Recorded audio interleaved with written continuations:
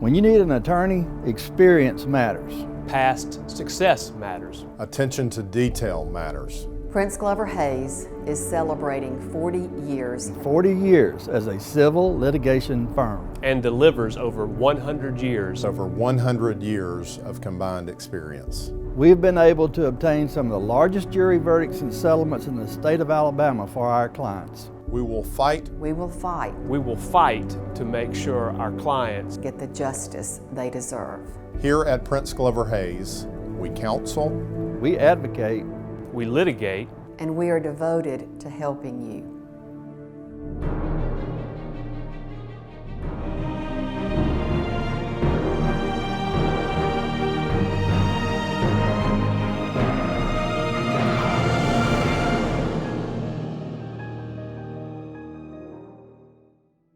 Hello everyone, I'm Mike Royer along with Matt Glover. Welcome to People's Law School, brought to you by Prince Glover Hayes Law Firm here in Tuscaloosa.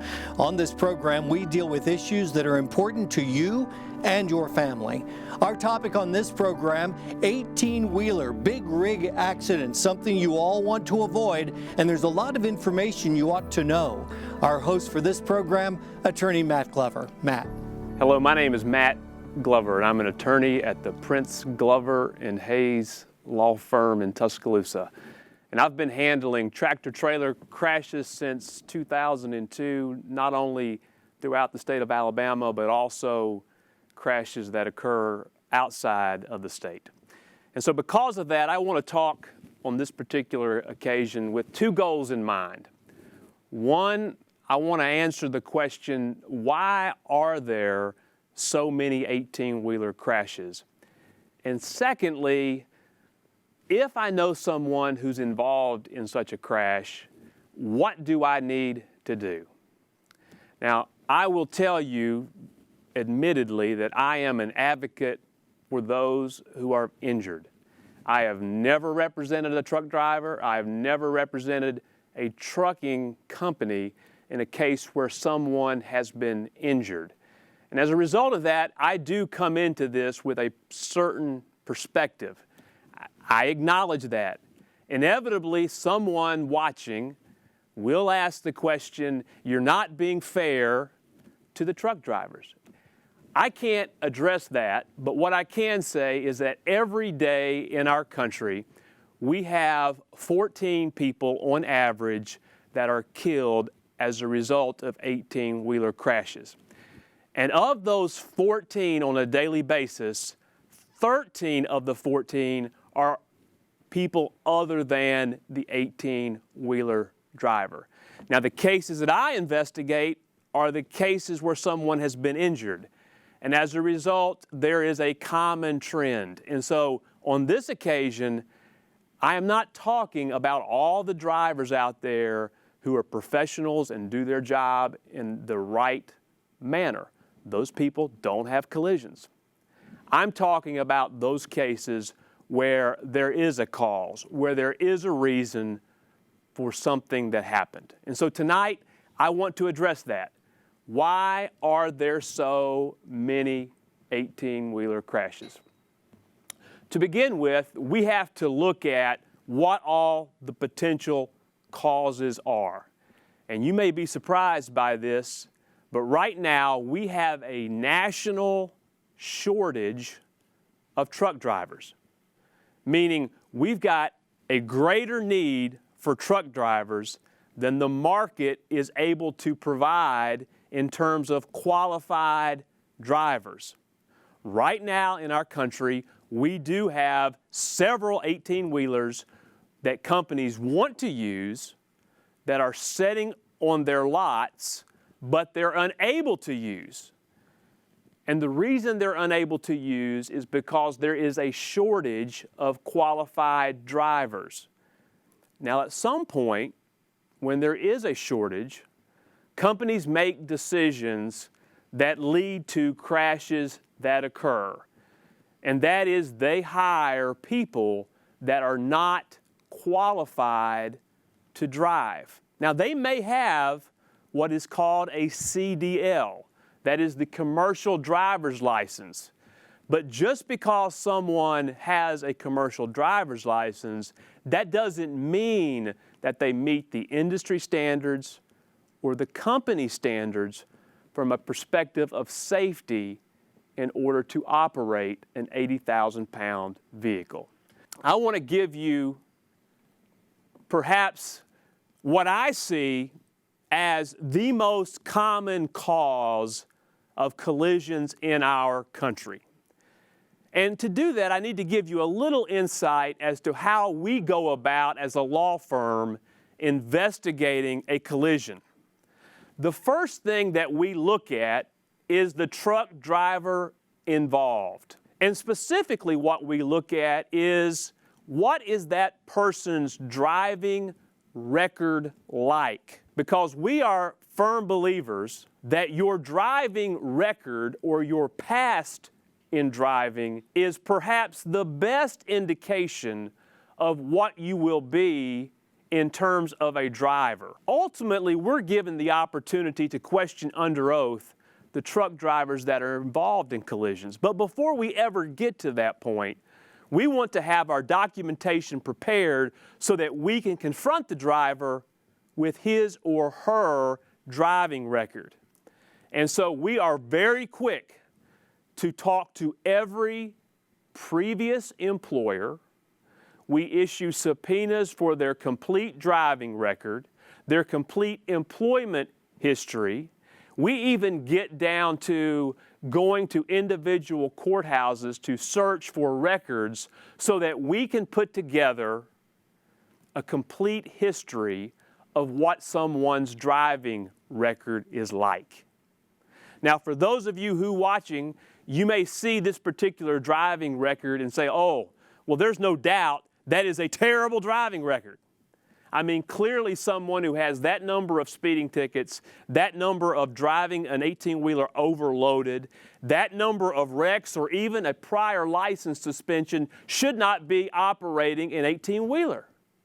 And you may even be thinking, well, you've just cherry-picked one person who had the worst record that you've ever encountered. No, this is not the worst record.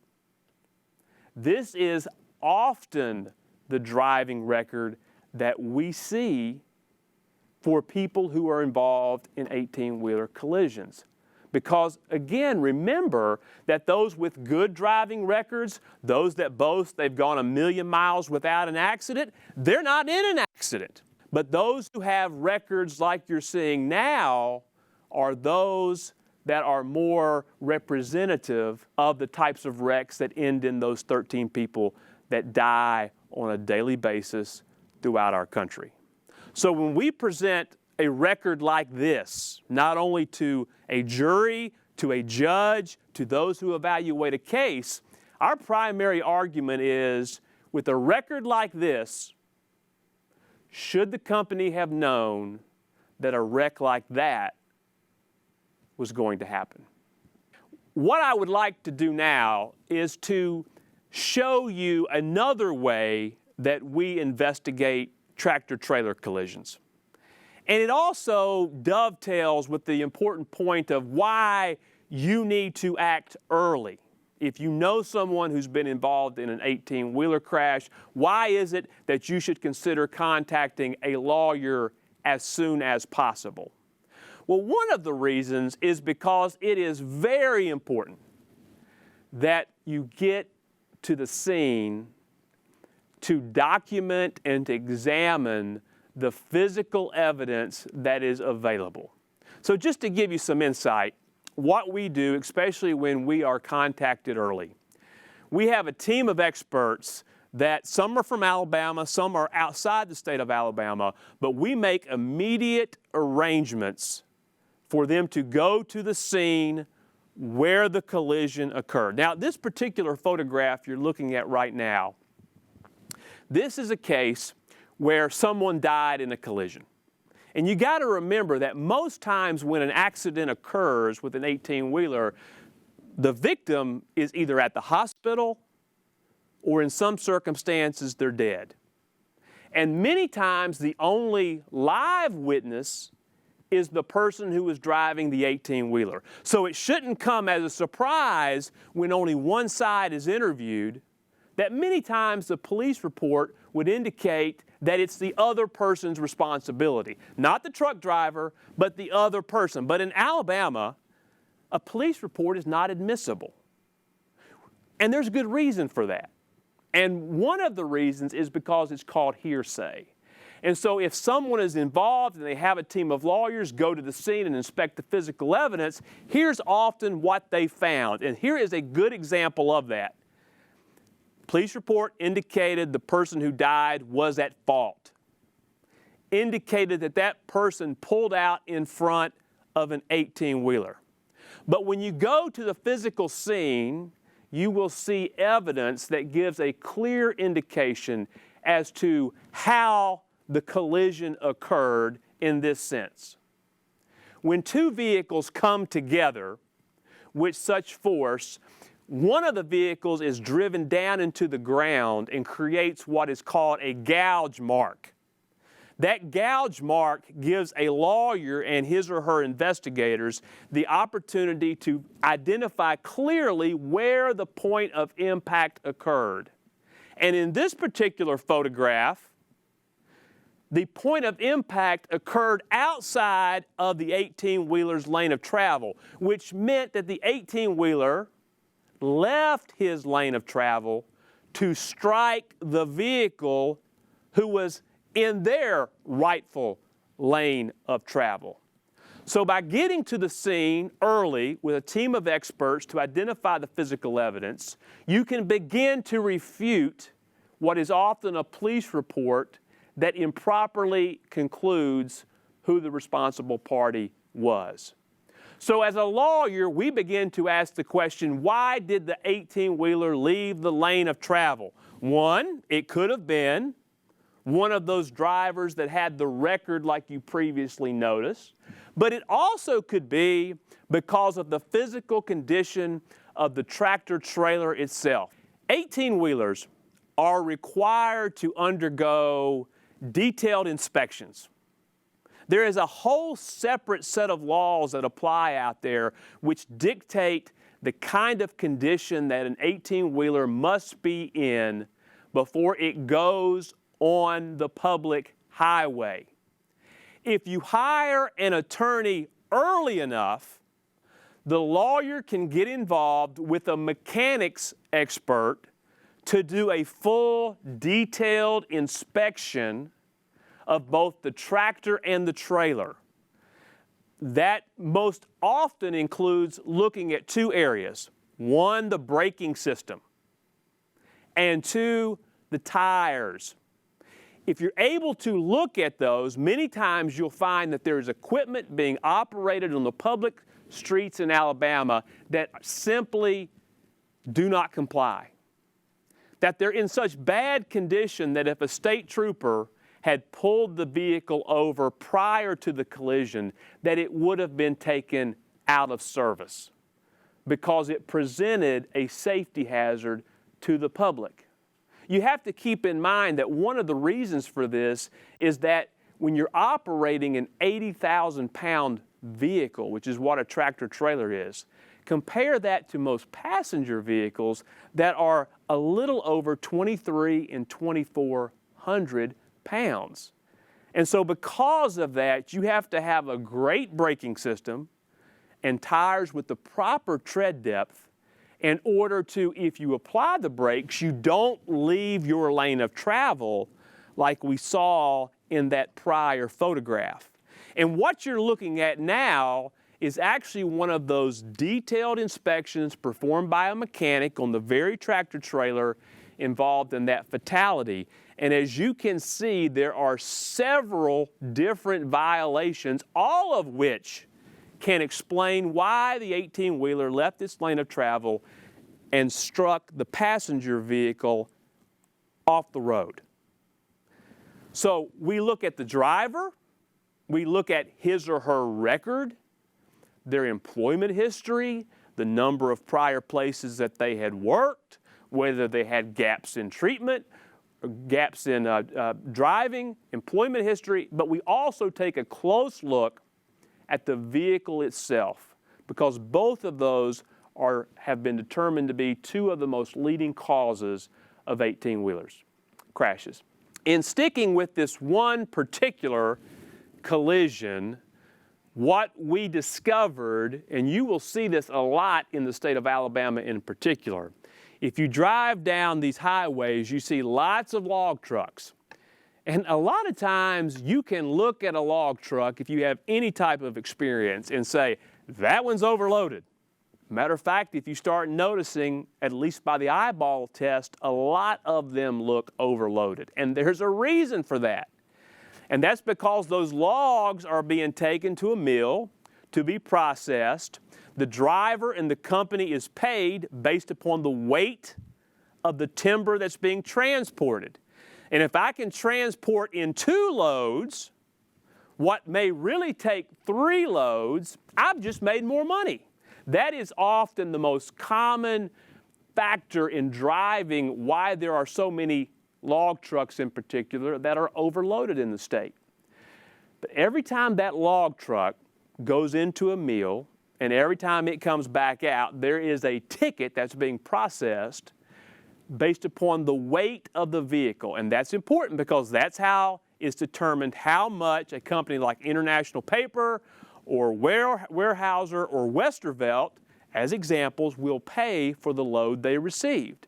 And so as a lawyer, even if we are unable to physically look at the load, we can replicate what the load was through the issuance of what we call subpoenas to get the trip tickets so that we can then compare to what the legal limits are. And on that collision that you've seen, the one that was outside the lane of travel, with the driving record of the person that you noticed, with the kind of equipment that was out of service as we determined through the use of an expert, we were also able to conclude that at the time of the collision, that particular truck driver was operating with a load that was overweight. Now the significance of that is that the more weight you put on a truck, the harder it is to control, the harder it is to stop. And you couple an overloaded log truck with a tractor trailer that has poor brakes and poor tread depth, you begin to see why in the course of a collision, a vehicle would leave one lane of travel and strike another vehicle outside of that lane. One of the things that we have to do is often we are confronted with, well, it was just an accident. This was a one-time thing. You're holding this person to a standard that's unreasonable. They drive 1,000,000 miles. You picked 1 mile to be critical of the way that person was driving on that particular occasion. Well, one of the things that we commonly do is that we demonstrate that, look, it wasn't just a one-time event. It wasn't just an accident as they liked to describe it. In this particular case that we've been using as a study, one of the benefits of the subpoena power of the court is we're not limited to just getting information from the day of the collision. We can get the trip tickets for 30 days, 60 days, 90 days leading up to a particular collision to see, look, was this the only time the truck was overloaded, or do we see an actual pattern? And in this particular case, 35 straight loads being transported, all overweight.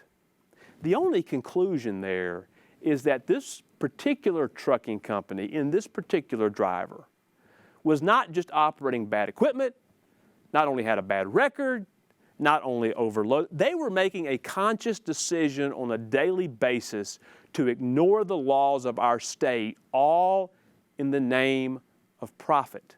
And as an attorney evaluating these cases, we have to look for that pattern, because it's often that pattern that ultimately decides the value of a case. Many times, the person who is driving, not only do they have a bad driving record, but they shouldn't even be driving at all. They're not physically qualified to drive.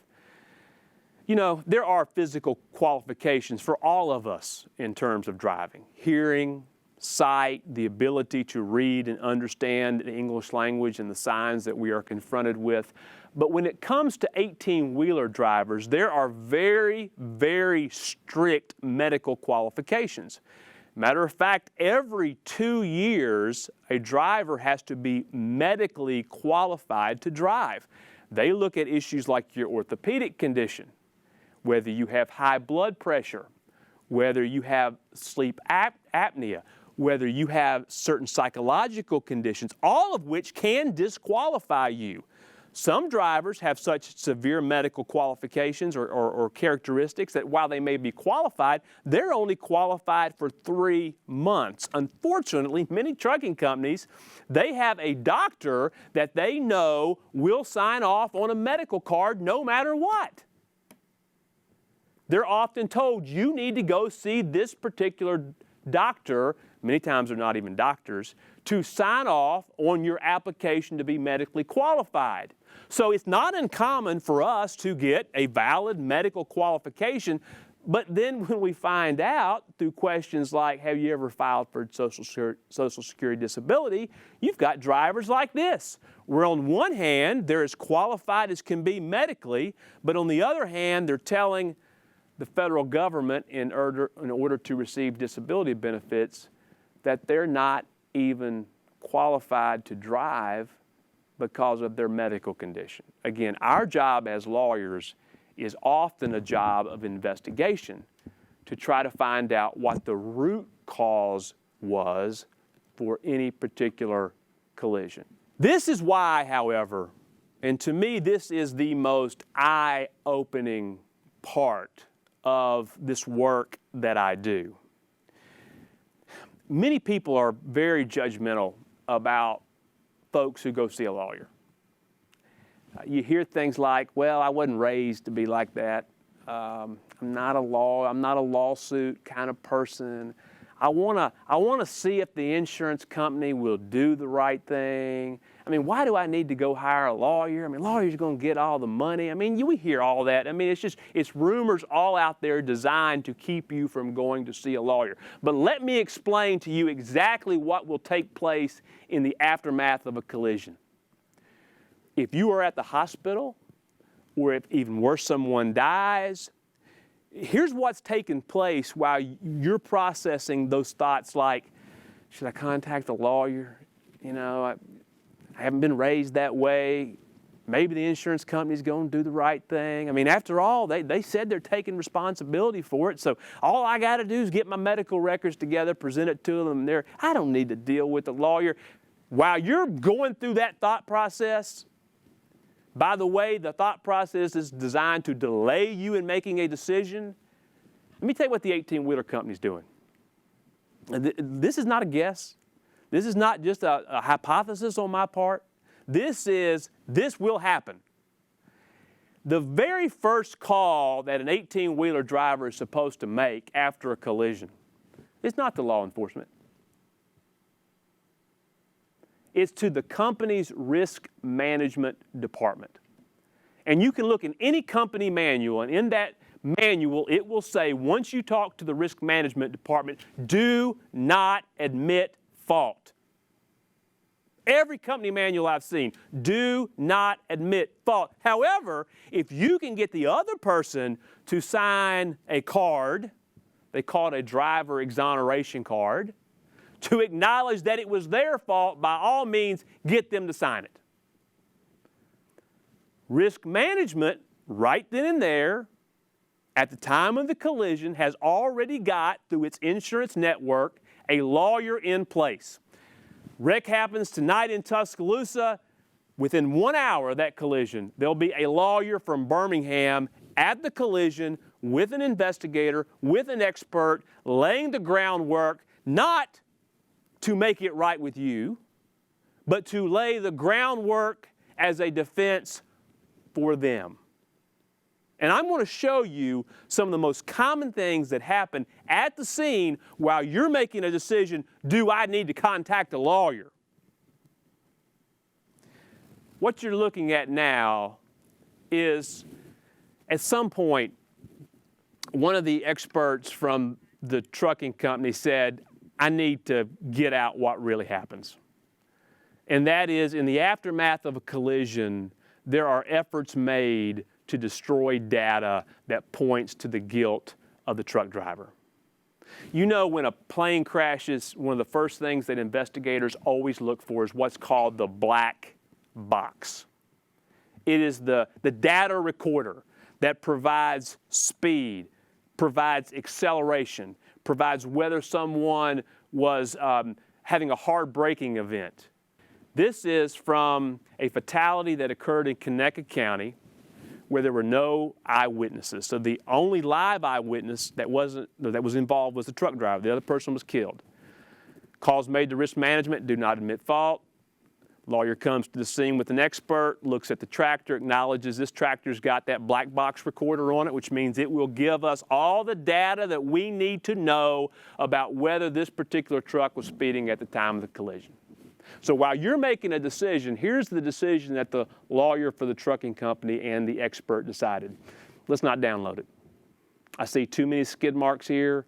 We can get an expert to say he wasn't speeding. If we download that data right there, it will tell us one way or the other where our truck driver was speeding. And in 300 hours, that data will disappear.